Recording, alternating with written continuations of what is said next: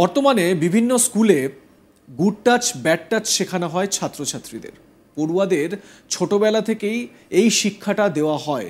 বর্তমানে সমাজ যেদিকে যাচ্ছে সেই বিষয়টিকে মাথায় রেখে স্কুলেই শিক্ষক শিক্ষিকারা তাদের স্টুডেন্টদের এই পাঠটা দিয়ে থাকেন, যাতে তারা অন্তত এটা বুঝতে পারে যে কে তাকে ভালোভাবে টাচ করছে বা কারা তাকে বদ উদ্দেশ্যে বা অসৎ উদ্দেশ্যে টাচ করছে। সেই কারণেই এই গুড টাচ ব্যাড টাচ এই শিক্ষাটা দেওয়া হয় আর কি। কিন্তু কোনো স্কুলের শিক্ষকই যদি তার ছাত্রীকে অশ্লীলভাবে টাচ করতে চায়, তাকে ছুঁতে চায় বাজেভাবে, তাহলে এরকমই একটি ঘটনা ঘটেছে এ দেশেই, আর সেজন্যই এটি খবরের শিরোনামে উঠে এসেছে। শিক্ষাক্ষেত্র একজন পড়ুয়ার জীবনে একটা বড় ভূমিকা পালন করে, কিন্তু সেই জায়গায় যদি বিভীষিকা হয়ে দাঁড়ায় তাহলে কি করে হবে? পড়ুয়ার সঙ্গে নোংরা কাজ করতে চেয়েছিলেন স্কুলের প্রিন্সিপাল, সেই কাজে বাধা দেওয়ার রাগে ওই পড়ুয়াকে খুন করলেন গুণধর প্রিন্সিপাল। ওই প্রিন্সিপালের গাড়ি করে রোজ স্কুলে যেত ওই পড়ুয়া, গাড়িতেই পড়ুয়ার সঙ্গে নোংরামি করার চেষ্টা করে গুণধর প্রিন্সিপাল। তাকে বাধা দিতে চিৎকার করতে থাকে ওই পড়ুয়া। এরপর তার চিৎকার বন্ধ করতে নাক মুখ চেপে ধরেন অভিযুক্ত প্রিন্সিপাল।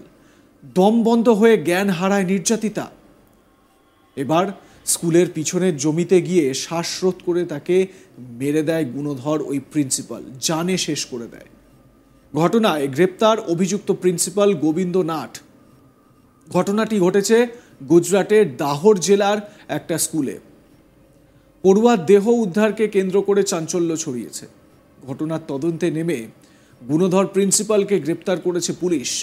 পুলিশ বলছে ওই পড়ুয়ার মা তাকে প্রিন্সিপালের গাড়িতে তুলে দেন, আর স্কুলে যাওয়ার পথে এই কুকীর্তি করার চেষ্টা করেছিলেন প্রিন্সিপাল। কি নোংরা মানসিকতা ভাবতে পারছেন?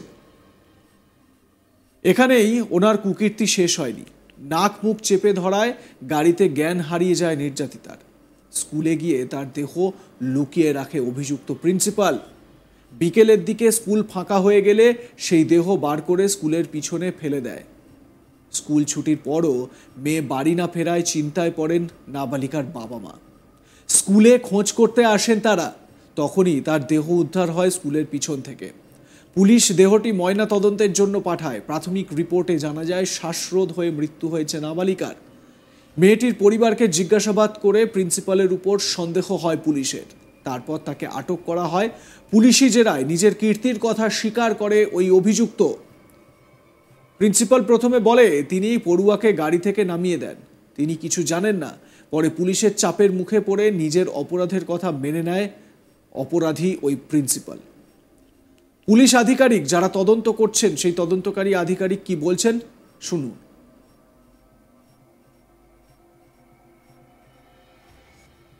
पुलिस स्टेशन एरिया में मासी टोइनी प्राथमिक शाला है, वहां पढ़ रही विद्यार्थिनी स्कूल समय खत्म होने के बाद घर पर वापस नहीं फरी, इसलिए जांच पड़ताल की गई। जांच पड़ताल करने के बाद स्कूल के पीछे के कंपाउंड के हिस्से से बेभान अवस्था में हमको मिली, तो वहां से उनको तात्कालिक अस्पताल लेके गए और अस्पताल में वहां उनको मृत जाहिर किया गया। इसलिए हमारी पुलिस की टीम आगे कार्यवाही कर रही है और फॉरेंसिक पैनल डॉक्टर द्वारा पीएम कराने के बाद आगे की कार्यवाही करेंगे। অর্থাৎ কতটা মর্মান্তিক এই ঘটনা। স্কুলের হেডমাস্টার যার ওপর ভরসা করে মেয়েটির বাবা মা প্রত্যেক দিন তার গাড়িতে ওই মেয়েকে পাঠিয়ে দিতেন, তাদের মেয়েকে এই ভরসা থেকেই যে স্কুলের হেডমাস্টার, সেও তার গার্জিয়ানের মতোই, তার অভিভাবকের মতোই, সেই ভরসা থেকেই মেয়েকে পাঠিয়ে দিতেন ওই হেডমাস্টারের গাড়িতে। কিন্তু হেডমাস্টারের পৈশাচিক মন, যে মন প্রত্যেক দিনই এই লোলুপ দৃষ্টি হয়তো দিত ওই পড়ুয়ার দিকে, এবং তারপর গাড়িতে সেরকমভাবে একা পেয়ে মেয়েটিকে টাচ করতে চায়। বাধা দিতেই তারপর তার নাক মুখ চেপে ধরে।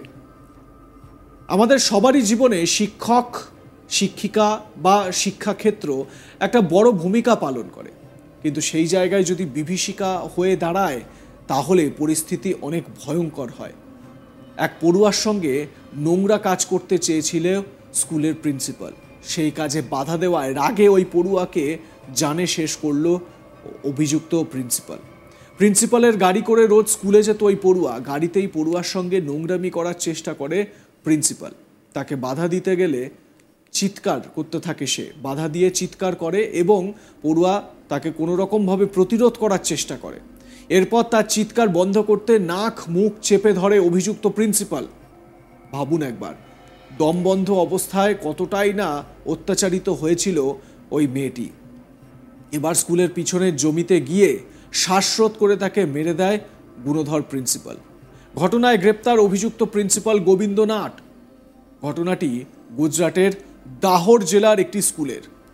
প্রধানমন্ত্রী নরেন্দ্র মোদীর রাজ্য গুজরাট, সেই রাজ্যে একটি স্কুলে এই ধরনের ঘটনা, যেখানে প্রধানমন্ত্রী নিজে বলছেন বেটি বাঁচাও বেটি পড়াও।